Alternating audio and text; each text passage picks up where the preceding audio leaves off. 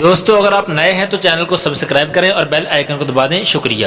السلام علیکم ورحمۃ اللہ وبرکاتہ۔ دوستو یہ فلاح دارین کتاب ہے اور اس کے صفحہ نمبر 91 پر یہ ہے کہ کوئی بھی مایوس مریض ہے، ایسا مریض جس کو یعنی دوائی بھی لی ہے، دم وغیرہ بھی کروائے لیکن آرام نہیں آ رہا، یا پھر ایسی بیماریاں کہ وہ اب جو ہے نا دوائیاں لے کے تھک گیا ہے، تو ایسے مایوس مریضوں کے لیے یہاں پر ایک عمل لکھا ہے کہ جب کسی مریض کو کسی علاج سے صحت نہ ہوتی ہو یا مایوس ہو، یعنی یا تو وہ اپنے اس بیماری سے مایوس ہے یا پھر اس نے علاج کروایا لیکن اس کی جو ہے نا وہ اس کو تندرستی نہیں مل رہی، بخار پرانا ہے یا کوئی اور بیماری ہو، بخار وغیرہ یا کوئی اور بیماری، تو یہ آیت شریف چند دن باوضو 300 مرتبہ باوضو اور 300 مرتبہ کسی بھی وقت پڑھ کر پانی پر دم کر کے پلایا کریں، اللہ کریم انشاءاللہ صحت عطا فرمائیں گے۔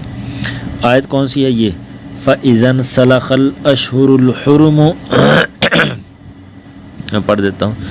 فَإِذَا انْسَلَخَ الْأَشْهُرُ الْحُرُمُ فَاقْتُلُوا الْمُشْرِكِينَ حَيْثُ وَجَدتُّمُوهُمْ وَخُذُوهُمْ وَاحْصُرُوهُمْ وَاقْعُدُوا لَهُمْ كُلَّ مَرْصَدٍ فَإِن تَابُوا وَأَقَامُوا الصَّلَاةَ وَآتَوُا الزَّكَاةَ فَخَلُّوا سَبِيلَهُمْ إِنَّ اللَّهَ غَفُورٌ رَحِيمٌ۔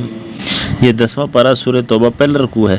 کم سے کم کہتے ہیں پر یہاں پر انہوں نے بتایا 300 مرتبہ اور یہ کسی بھی وقت پڑھیں چند دن، اور یہاں انہوں نے بتایا کہ کم از کم 11 دن تو یہ پڑھیں اور اول و آخر درود شریف پڑھیں، اور صبح کی نماز کے بعد اگر پڑھیں گے تو یہ زیادہ بہتر ہے، یعنی فجر کے بعد اگر پڑھیں گے تو یہ زیادہ بہتر ہے، باقی کوئی مسئلہ نہیں، جب مرضی پڑھ سکتے ہیں، اور کم سے کم 11 دن تو اس کو لازمی یہ کریں نا عمل بیمار پر، انشاءاللہ جس قسم کی بھی بیماری ہوگی تو انشاءاللہ وہ دور ہوگی قرآن کے صدقے سے، اس آیت کے صدقے سے انشاءاللہ العزیز۔